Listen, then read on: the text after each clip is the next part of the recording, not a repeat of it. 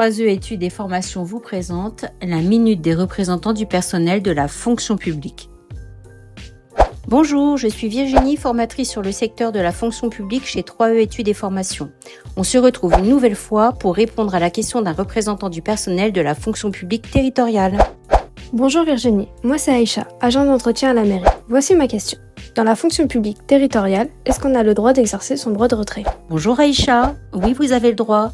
Tout agent public ayant un motif raisonnable de penser que sa situation de travail présente un danger grave et imminent pour sa vie ou sa santé peut se retirer de son poste de travail. Et même dans la fonction publique hospitalière. Oui Laurent. Je suis ambulancier et ma direction me dit que je n'ai pas le droit d'exercer mon droit de retrait. Si vous avez le droit, cependant le droit de retrait ne doit pas créer pour autrui une nouvelle situation de danger grave et imminent. Donc tout dépendra de la situation. Et dans la fonction publique d'État ? Absolument. Il faut juste savoir que certains fonctionnaires n'ont pas ce droit. Par exemple, les gendarmes, les militaires ou encore les surveillants de la pénitentiaire.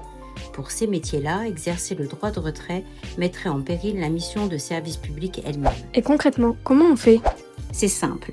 Le droit de retrait est individuel. Chaque agent doit prévenir sa direction qu'il exerce son droit de retrait.